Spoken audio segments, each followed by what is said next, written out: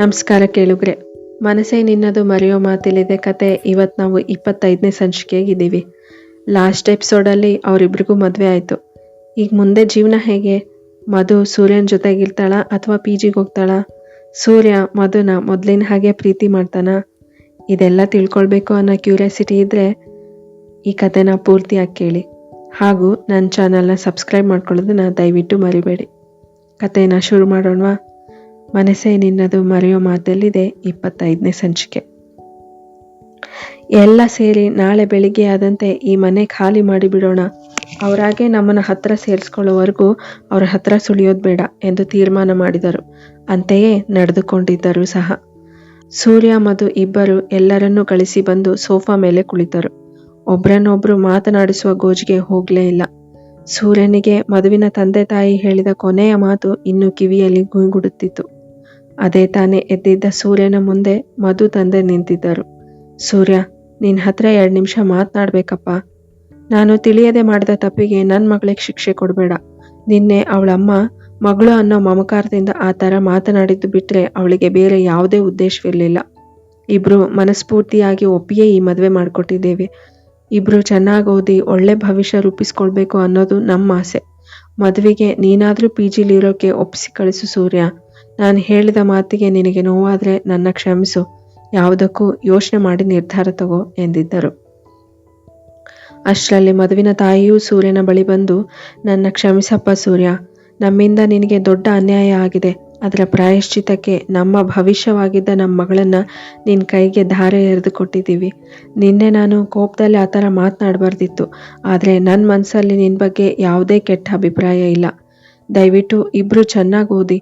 ಮದುವೆ ಅಂತೂ ಆಗಿದೆ, ಮುಂದೆ ಜೊತೆಲೇ ಇರ್ತೀರಿ. ಈಗಿರೋ ಸ್ಟೂಡೆಂಟ್ ಲೈಫ್ನ ಮದುವೆ ಸಂಸಾರ ಅಂತ ಹಾಳು ಮಾಡ್ಕೋಬೇಡಿ.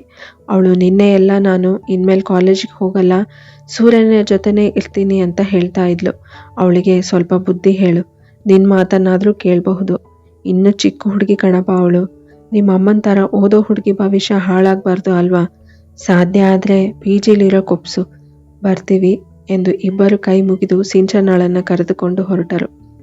ಸಿಂಚು ಹೋಗುವಾಗ, ಬಾಯ್ ಸೂರ್ಯ, ಅಲ್ಲಲ್ಲ ಸಾರಿ ಭಾವ ಎಂದು ಕೈ ಬೀಸಿದಳು. ಪ್ರಸಾದ್ ಪ್ರೇಮ ಕೂಡ ಅವರ ಊರಿಗೆ ಹೊರಟರೆ ಆಕರ್ಷ್ ಇಬ್ಬರಿಗೂ ಬಾಯಿ ಹೇಳಿ ಹೊರಟಿದ್ದ.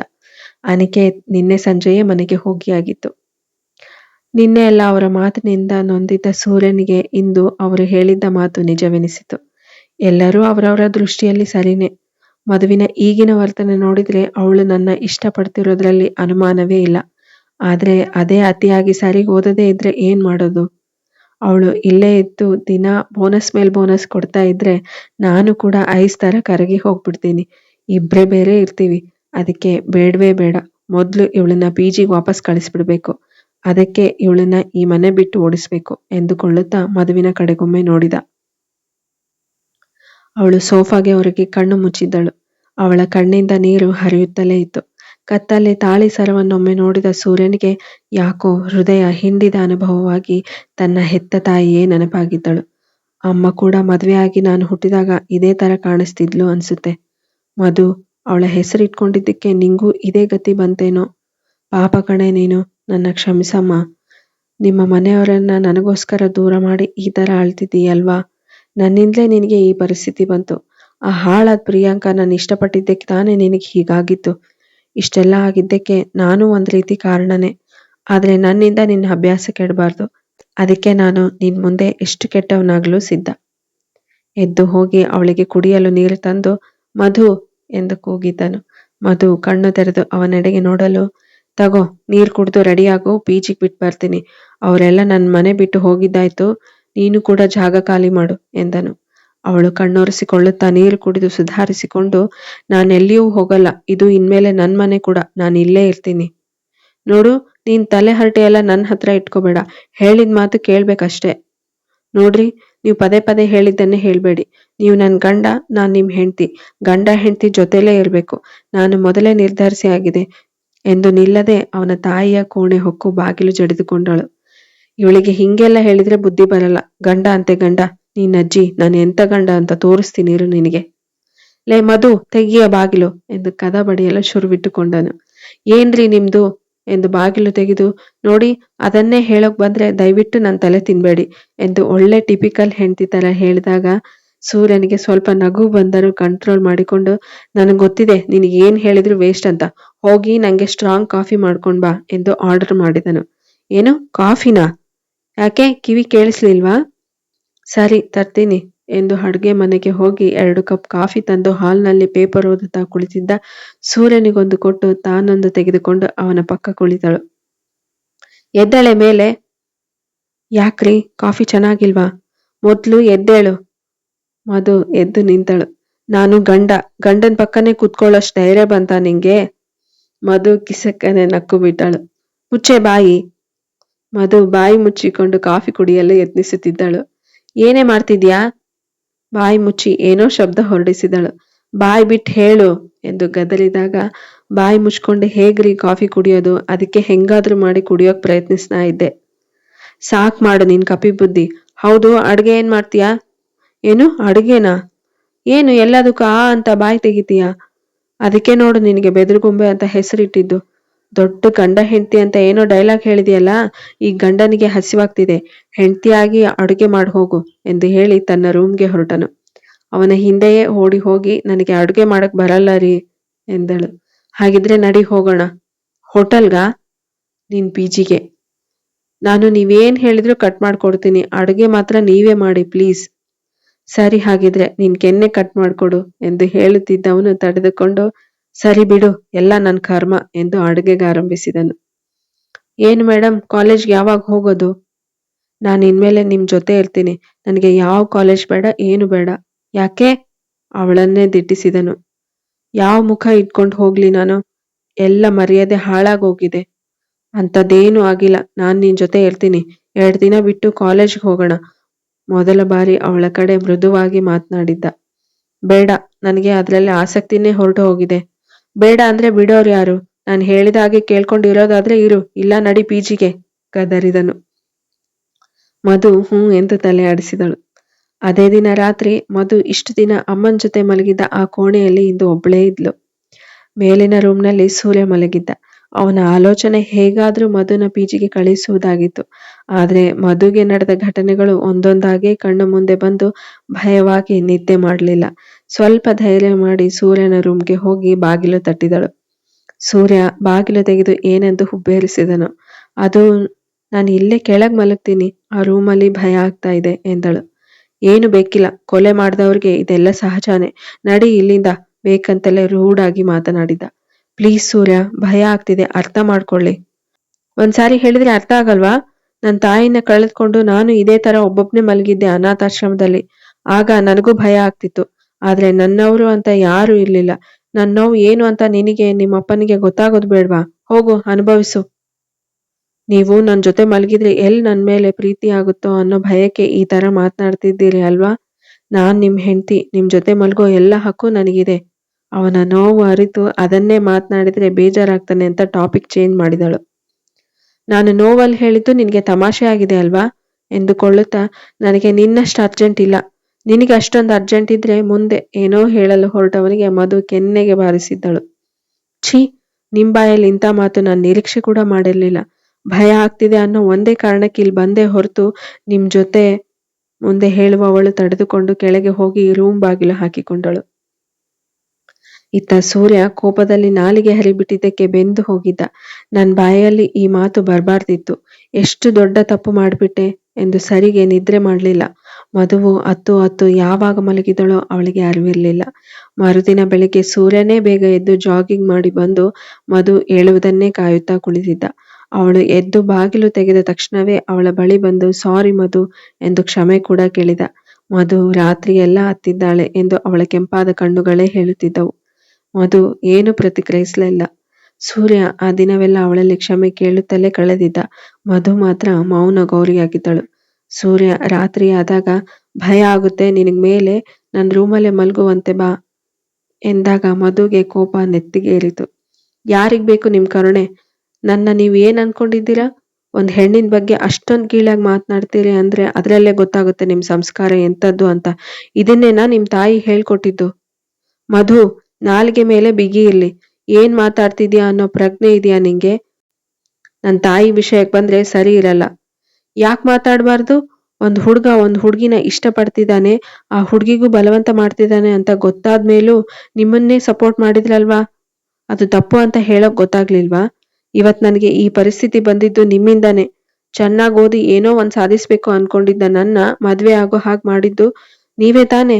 ಅವತ್ತು ಅಷ್ಟು ಜನರ ಮಧ್ಯೆ ಆಡಿಟೋರಿಯಂನಲ್ಲಿ ಬಂದು ಹೇಳುವಂಥದ್ದು ಏನಾಗಿತ್ತು? ಅದೇ ನಾನ್ ಮಾಡಿದ ತಪ್ಪು. ಹೋಗಿ ಹೋಗಿ ನಿನ್ನಂತವಳನ್ನ ಪ್ರೀತಿ ಮಾಡಿದ್ನಲ್ಲ, ನಂದೇ ದೊಡ್ಡ ತಪ್ಪು. ಅವತ್ತು ಬೆಳಿಗ್ಗೆ ನಿನ್ನ ಒಂದಷ್ಟು ಜನ ರೇಗಿಸ್ತಾ ಇದ್ರು. ಅದನ್ನ ನೋಡ್ಕೊಂಡು ಸುಮ್ನೆ ಇರ್ಬೇಕಿತ್ತಾ? ಅಷ್ಟಕ್ಕೂ ನನ್ ಕಣ್ಣಲ್ಲಿ ಕಣ್ಣಿಟ್ಟು ಹೇಳು, ನಿನಗ್ ನನ್ ಮೇಲೆ ಪ್ರೀತಿ ಇರ್ಲಿಲ್ಲ ಅಂತ. ನಿನ್ನೆ ನಂದು ಏನ್ ಪ್ರಯೋಜನ? ಎಷ್ಟೇ ಆಗ್ಲಿ ನಿಮ್ಮ ಅಪ್ಪನ ರಕ್ತ ಅಲ್ವಾ, ಇನ್ನು ಹೇಗಿರೋಕ್ ಸಾಧ್ಯ? ಜಗಳ ನಡೀತಾನೆ ಇತ್ತು. ಇಬ್ಬರ ಜಗಳದ ಮಧ್ಯೆ ಸ್ವಲ್ಪ ಬಡವಾಗಿದ್ದು ಸೂರ್ಯ ಮಧು ಮೇಲೆ ಇಟ್ಟಿರೋ ಪ್ರೀತಿ. ಬೇಕು ಅಂತಾನೆ ಅವಳನ್ನ ದೂರ ಇಡುತ್ತಿದ್ದವ ಈಗ ನಿಜವಾಗಿಯೂ ದೂರ ಇಟ್ಟಿದ್ದ. ರಾತ್ರಿ ಮನೆಗೆ ಲೇಟ್ ಆಗಿ ಬರೋದು, ಇಲ್ಲ ಬರದೇ ಇರೋದು, ಅವಳು ತನ್ನ ಮಾತಿನ ತಪ್ಪಿನ ಅರಿವಾಗಿ ಸಾರಿ ಕೇಳಿದರೂ ಸ್ಪಂದಿಸದೇ ಇದ್ದ.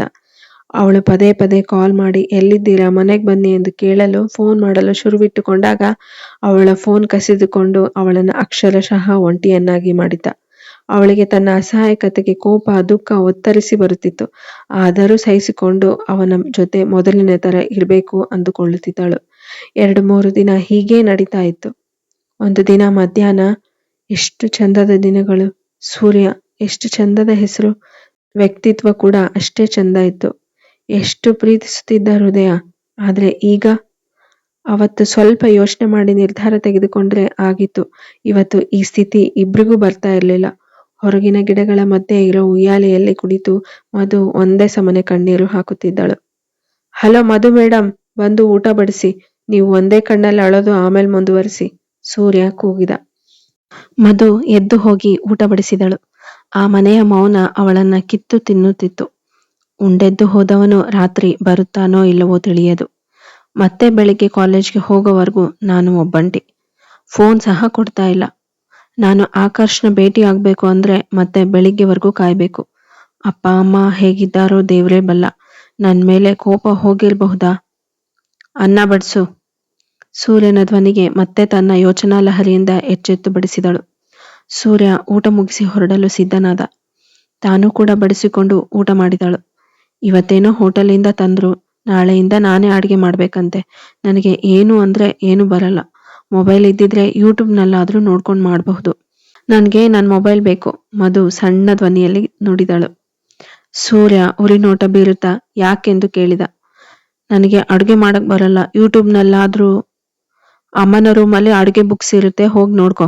ಸ್ವಲ್ಪ ವರ್ಷಗಳ ಹಿಂದೆ ಜನ ಅದನ್ನೇ ಉಪಯೋಗಿಸ್ತಿದ್ರು. ಇಷ್ಟು ಚಿಕ್ಕ ಚಿಕ್ಕ ವಿಷಯಕ್ಕೆಲ್ಲ ನನ್ನ ಹತ್ರ ಮೊಬೈಲ್ ಕೇಳೋ ಪ್ಲಾನ್ ಎಲ್ಲ ಬಿಟ್ಬಿಡು ಎಂದು ಅಲ್ಲಿ ನಿಲ್ಲದೆ ತನ್ನ ಗಾಡಿ ತಗೊಂಡು ಹೊರಟೆ ಬಿಟ್ಟ. ರಾತ್ರಿ ಉಳಿದಿರೋ ಅನ್ನ ಊಟ ಮಾಡಿ ಕೆಳಗಿನ ರೂಮ್ಗೆ ಬಂದು ಕನ್ನಡಿ ಮುಂದೆ ನಿಂತವಳಿಗೆ ಕತ್ತಲ್ಲಿದ್ದ ತಾಳಿ ಕುಕ್ಕುತ್ತಿತ್ತು. ಒಂದ್ಸಾರಿ ತೆಗೆದು ಬಿಸಾಡೋಣ ಅನಿಸಿದ್ದಂತೂ ನಿಜ. ಆದ್ರೆ ತನ್ನ ಅಮ್ಮ ದಿನಾಲು ಅಪ್ಪ ಕಟ್ಟಿದ್ದ ತಾಳಿಗೆ ಅರಿಶಿಣ ಕುಂಕುಮ ಹಚ್ಚಿ ನಮಸ್ಕಾರ ಮಾಡಿದ್ದು ನೋಡಿದ ಅವಳಿಗೆ ತೆಗೆಯಲು ಸಾಧ್ಯವಾಗ್ಲಿಲ್ಲ. ದೀಪ ಆರಿಸಿ ಹೋಗಿ ಮಲಗಿದವಳಿಗೆ ನಿದ್ದೆಯ ಸುಳಿವೇ ಇಲ್ಲ. ಬರೀ ನಡೆದು ಹೋದ ಯೋಚನೆಗಳೇ. ಬೆಳಿಗ್ಗೆ ಮಧು ಎದ್ದೇಳುವಷ್ಟರಲ್ಲಿ ಸೂರ್ಯ ಆಗ್ಲೇ ಜಾಗಿಂಗ್ ಮುಗಿಸಿಕೊಂಡು ಬಂದು ತನ್ನ ನೆಚ್ಚಿನ ಕಾಯಕವಾದ ಗಿಡಗಳಿಗೆ ನೀರು ಹಾಕುತ್ತಿದ್ದ. ಮಧು ಫ್ರೆಶ್ ಆಗಿ ಅವನಿದ್ದಲ್ಲಿಗೆ ಕಾಫಿ ಹಿಡಿದುಕೊಂಡು ಬಂದಳು. ಎಲ್ಲಾ ಗಿಡಗಳಿಗೂ ನೀರು ಹಾಕ್ತಾ ಇದ್ದೀರಾ? ಇದಕ್ಕೂ ಹಾಕಿ, ಅವತ್ ನಾನೇ ಅಲ್ವಾ ಇದನ್ನ ನೆಟ್ಟಿದ್ದು. ಹಾಕ್ತೀನಿ ಕಣೆ, ಹಾಕ್ತೀನಿ. ಕೆಂಪು ಗುಲಾಬಿ ಕೆಳಗಡೆ ಮುಳ್ಳು ಕೂಡ ಇರುತ್ತೆ ಅನ್ನೋದು ಮರೆತು ಹೋಗಿತ್ತು. ಅದನ್ನ ನೆನ್ಪಿಟ್ಕೊಳ್ಳೋಕಾದ್ರೂ ಹಾಕ್ತೀನಿ. ಹೂವು ಕೂಡ ಹಾವಾಗಬಹುದು ಅನ್ನೋದಕ್ಕೆ ಬೆಸ್ಟ್ ಎಕ್ಸಾಂಪಲ್ ಬೇಕು ಅಲ್ವಾ ಎಂದು ಕಾಫಿ ಕಪ್ಪನ್ನು ಬಾಯಲ್ಲಿಟ್ಟುಕೊಂಡನು. ಒಂದು ಸಿಪ್ ಕುಡಿದು, ಛೀ, ಇದೇನ್ ಕಾಫಿನ ಕಲ್ಗಚ್ಚ, ಎಷ್ಟು ಕೆಟ್ಟದಾಗಿದೆ ಎಂದು ರೇಗಲು, ನನಗೆ ಇದು ಕಾಫಿನೇ, ಕಲ್ಗಚ್ಚು ಹೇಗಿರುತ್ತೆ ಅಂತ ನನಗೆ ಗೊತ್ತಿಲ್ಲ. ನಿಮಗೆ ಅದ್ರ ರುಚಿ ತುಂಬಾ ಚೆನ್ನಾಗಿ ಪರಿಚಯ ಇದೆ ಅನ್ಸುತ್ತೆ ಎಂದು ಅಲ್ಲಿ ನಿಲ್ಲದೆ ಹೊರಟು ಹೋದಳು. ಹೌದು ಕಣೆ, ನಾನು ಎಮ್ಮೆನೆ ಆಯ್ತಾ, ಆದ್ರೆ ನೀನ್ ಮಾತ್ರ ಹಾವ್ರಾಣಿ, ಅಲ್ಲ ನಾಗಿಣಿ ಎಂದು ಜೋರಾಗಿ ಕಿರುಚಿದನು. ಅಷ್ಟು ಪ್ರೀತಿ ಮಾಡ್ತಿದ್ದ ಹುಡುಗ ಈ ತರ ಮಾತನಾಡಿದ್ರೆ ನನ್ಗೆ ಎಷ್ಟು ನೋವಾಗುತ್ತೆ ಅಂತ ಅರ್ಥ ಕೂಡ ಮಾಡ್ಕೊಳ್ತಿಲ್ಲ. ಸುಮ್ನೆ ನನ್ ಕೆಣಕೋದು, ಅಳಿಸೋದು, ಚುಚ್ಚು ಮಾತನಾಡುದು. ನನ್ ಮನ್ಸು ನೋಯಿಸದೆ ಇವನ ಕೆಲಸ ಆಗೋಗಿದೆ. ನಾನು ಆದಷ್ಟು ಸ್ಟ್ರಾಂಗ್ ಆಗಿರ್ಬೇಕು ಎಂದುಕೊಳ್ಳುತ್ತಾ ಸ್ನಾನದ ಕೋಣೆಗೆ ಹೋದಳು ಮಧು. ನೀರು ಹಾಕುವ ಕೆಲಸ ಮುಗಿಸಿ ಸೀದಾ ಅಡುಗೆ ಮನೆಗೆ ಬಂದವನೇ ತರಕಾರಿ ಹಾಕಿ ಉಪ್ಪಿಟ್ಟು ಮಾಡಿದ್ದ. ಮಧು ಸ್ನಾನ ಮುಗಿಸಿ ಬಂದು ಏನು ಅಡುಗೆ ಮಾಡಲಿ, ನನಗೆ ತರಕಾರಿ ಹೆಚ್ಚೋಕೆ ಮಾತ್ರ ಗೊತ್ತು, ಅದು ಬಿಟ್ಟು ಬೇರೆ ಏನು ಅಭ್ಯಾಸವಿಲ್ಲ ಎಂದು ತಲೆ ಕೆರೆದುಕೊಂಡು ಬಂದವಳನ್ನ ಉಪ್ಪಿಟ್ಟಿನ ಘಮ ಅವಳನ್ನ ಅಡುಗೆ ಮನೆಗೆ ಸ್ವಾಗತಿಸಿತು. ವಾವ್ ಎಂದು ಕಣ್ಣರಳಿಸಿ ಮುಚ್ಚಳ ತೆಗೆದು ನೋಡಿದಳು. ಆ ವಾಸನೆಗೆ ಹೊಟ್ಟೆ ಚುರುಗುಟ್ಟಿದ ಹಾಗಾಗಿತ್ತು. ಇವನ್ ಬೇರೆ ಇನ್ನೂ ಬಂದಿಲ್ಲ, ನಾನ್ ಬಿಟ್ಟು ತಿನ್ನೋಕ್ ಶುರು ಮಾಡಿದ್ರೆ ಅದಕ್ಕೂ ಒಂದೇನಾದ್ರೂ ಅಂತಾನೆ ಎಂದು ಗೊಣಗಿಕೊಳ್ಳುತ್ತಾ ಕುಳಿತವಳನ್ನ ಏನದು ವಟವಟ ಎಂದು ಮೆಟ್ಟಲು ಇಳಿಯುತ್ತಾ ಕೆಳಗೆ ಬಂದನು. ಏನಿಲ್ಲ, ನಾನೇ ಅಡುಗೆ ಮಾಡ್ತಿದ್ದೆ ಎಂದಳು ಸುಮ್ಮನೆ. ನೀನ್ ಮಾಡೋ ಚಂದ ನೋಡಿದ್ನಲ್ಲ ಕಲ್ಗಚ್ ಕುಡ್ದು, ಇನ್ಮುಂದೆ ನೀನೇನು ಮಾಡೋದ್ ಬೇಕಿಲ್ಲ, ನಾನೇ ಮಾಡ್ಕೊಂಡು ಕುಡಿತೀನಿ. ಊಟ ಮಧ್ಯಾಹ್ನ ಕ್ಯಾಂಟೀನಲ್ಲೇ ಮಾಡು, ಸಂಜೆ ಆ ಪಾರ್ಕ್ ಹತ್ರ ಕಾಯ್ತಾ ಇರ್ತೀನಿ. ಲೇಟ್ ಮಾಡಿದ್ರೆ ನಿನ್ನಿಷ್ಟ, ಹೆಂಗಾದ್ರೂ ಮಾಡ್ಕೊ ಅಷ್ಟೇ ಎಂದು ತಿಂಡಿ ತಿಂದು ತನ್ನ ಬೈಕ್ ಹತ್ತಿರ ಹೋಗಿ ನಿಂತನು. ಸ್ವಲ್ಪ ಹೊತ್ತಾದ್ರೂ ಮಧು ಬರೋದೇ ಇರುವಾಗ ಹಾರ್ನ್ ಸೌಂಡ್ ಸ್ವಲ್ಪ ಜೋರಾಗಿ ಮಾಡಿದನು. ಇದಕ್ಕೂ ಬೈತಾನೀಗ ಎಂದುಕೊಳ್ಳುತ್ತಾ ಏದುಸಿರು ಬಿಡುತ್ತಾ ಬಂದವಳನ್ನ, ಲೇ ನಿನ್ನಜ್ಜಿ, ಯಾಕೆ ಲೇಟು? ನನ್ನೇನ್ ನಿನ್ ಡ್ರೈವರ್ ಅನ್ಕೊಂಡಿದ್ಯಾ? ಇಲ್ಲಪ್ಪ, ತಾಳಿ ಕಟ್ಟಿದ ಗಂಡ ಅನ್ಕೊಂಡಿದ್ದೀನಿ. ಈ ಮಾತು ಕೇಳಿದೊಡನೆ ಸೂರ್ಯ ಉರಿದು ಹೋಗಿದ್ದ. ಹೌದಾ, ಹಾಗಿದ್ರೆ ಬಾ ಇಲ್ಲಿ ಎಂದು ಅವಳನ್ನ ಮನೆಯೊಳಗೆ ಎಳೆದುಕೊಂಡು ಹೋಗಿ ಬಾಗಿಲು ಹಾಕಿ ಹಿಂದೆಯಿಂದ ತಬ್ಬಿಕೊಂಡಿದ್ದಲ್ಲದೆ ಸ್ಲೀವ್ಲೆಸ್ ಟಾಪ್ ಹಾಕಿಕೊಂಡಿದ್ದ ಅವಳ ಭುಜಕ್ಕೆ ಮುತ್ತೊಂದನ್ನು ನೀಡಿದ್ದ. ಇದೇ ಕೊನೆ, ಇನ್ನೊಂದ್ಸಾರಿ ಗಂಡ ಅಂದ್ರೆ ಇದಕ್ಕಿಂತ ದೊಡ್ಡ ಶಿಕ್ಷೆ ಇರುತ್ತೆ, ಗಂಡ ಅಂದ್ರೆ ಏನಂತ ತೋರಿಸ್ಬೇಕಾಗುತ್ತೆ, ನೆನ್ಪಿಟ್ಕೊ ಎಂದು ಹೇಳಿ ಹೊರಟವನನ್ನ ಮಧು ತಡೆದು, ಗಂಡ ಅಂದ್ರೆ ಬರೀ ದೇಹಕ್ಕೆ ಸಂಬಂಧಿಸಿದವನ? ಪ್ರಶ್ನೆ ತೂರಿ ಬಂದಿತ್ತು ಚಿಕ್ಕ ಹುಡುಗಿಯ ಬಾಯಿಂದ. ಖಂಡಿತ ಅಲ್ಲ, ಅದೊಂದು ಭಾವನಾತ್ಮಕ ಸಂಬಂಧ. ಆದ್ರೆ ಆ ಮನಸ್ಸು ಹಾಳು ಮಾಡಿದವಳು ನೀನೆ. ನೀರ್ ಕುಡಿದು ಸುಧಾರಿಸ್ಕೊಂಡ್ ಬಾ ಎಂದವನೇ ಹೊರ ನಡೆದಿದ್ದ. ಮಧು ಕುಸಿದಿದ್ದಳು, ಭಾವನಾತ್ಮಕವಾಗಿಯೂ ದೈಹಿಕವಾಗಿಯೂ. ಮಧು ಸಾವರಿಸಿಕೊಂಡು ಬಂದು ಗಾಡಿ ಏರಿ ಕುಳಿತಿದ್ದಳು. ಗಾಡಿ ಅವರ ಕಾಲೇಜ್ಗೆ ಸಾಗಿತ್ತು. ಇದು ಅವರ ಮದುವೆಯ ನಂತರದ ಕಾಲೇಜ್ಗೆ ಹೋಗುತ್ತಿರುವ ಮೊದಲ ದಿನ. ಮುಂದುವರಿಯುವುದು. ನಿಮ್ಮ ಅನಿಸಿಕೆ ದಯವಿಟ್ಟು ತಿಳಿಸಿ. ಕತೆ ಇಷ್ಟ ಆಗ್ತಿದ್ರೆ ಲೈಕ್ ಮಾಡಿ, ಕಾಮೆಂಟ್ ಮಾಡಿ ಹಾಗೂ ನನ್ನ ಚಾನಲ್ನ ಸಬ್ಸ್ಕ್ರೈಬ್ ಮಾಡ್ಕೊಳ್ಳೋದನ್ನು ದಯವಿಟ್ಟು ಮರಿಬೇಡಿ. ಧನ್ಯವಾದಗಳು. ಖುಷಿ.